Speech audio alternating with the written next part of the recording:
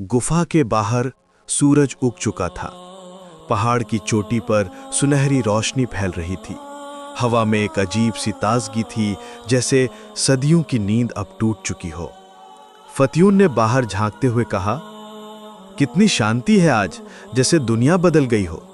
मिक्सलीना ने आंखें मली। लगता है बस कुछ घंटे ही बीते हैं, चलो खाना ले आते हैं। वो सब गुफा से बाहर निकले।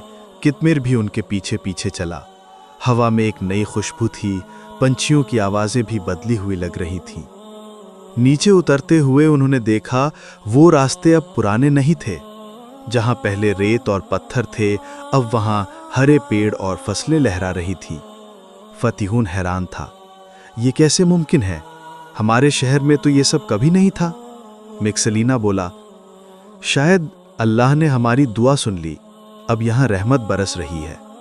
वो शहर की तरफ बढ़े, मगर रास्ते में जो भी देखते हर चीज में एक अजनबीपन था।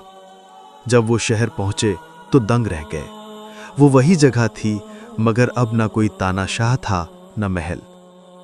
बाजार में लोग खुलेआम अल्लाह का नाम ले रहे थे। मस्जिदों से आजान की आवाजें गूंज रही थीं और हर दीवार पर लिखा था, ला इलाहा इल्लल्लाह। मिक्सलीना ने फुसफुसाया, फतियून, ये कैसे हो सकता है? फतियून की आंखों में आंसू थे। शायद वही दिन आ गया जिसके लिए हमने सब छोड़ा था। वो एक दुकानदार के पास गए। फतियून ने कहा, भाई हमें थोड़ा खाना दे दो, हमारे पास सिक्के हैं। उसने चांदी का सिक्का निकाला, मगर दुकानदार उसे देखकर पीछे हट गया। ये सिक्का तो सैकड़ों साल पुराना है, तुम लोग कौन हो?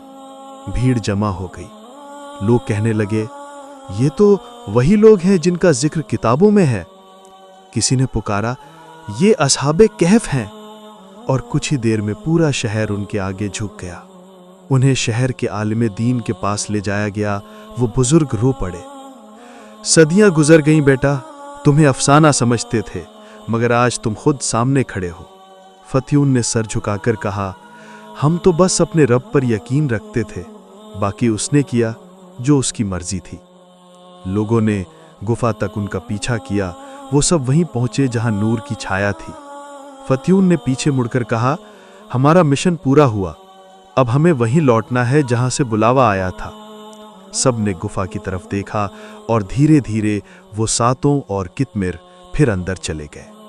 गुफा के अंदर हल्का नूर फैला और फिर धीरे धीरे दरवाजा बंद हो गया, जैसे वक्त ने खुद सजदा कर दिया हो। लोग सन्न रह गए। कोई आवाज नहीं, बस पहाड़ों के ऊपर से आती एक सुकून भरी हवा। बुजुर्ग ने कहा, अल्लाह ने उन्हें जिंदा रखा ताकि दुनिया को यकीन रहे कि जो उसके लिए निकलते हैं वो कभी मिटते नहीं। गुफा का दरवाजा अब फिर से बंद हो चुका था।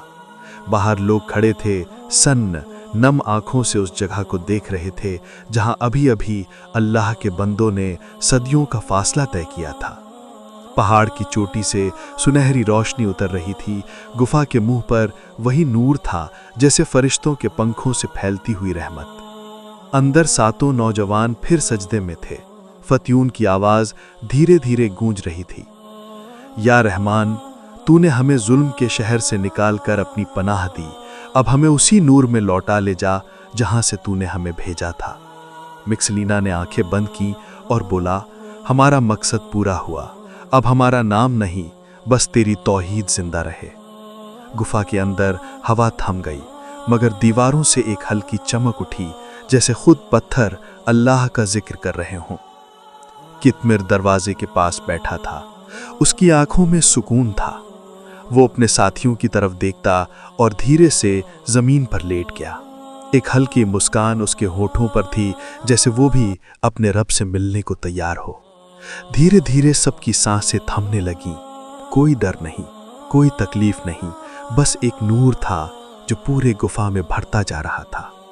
वो नूर बढ़ता गया और फिर दीवारों से बाहर फैल गया, पहाड़ की चोटियों तक, आसमान तक, यहाँ तक कि शहर के लोग भी उसे देख सकते थे। किसी ने कहा, देखो पहाड़ चमक रहा है।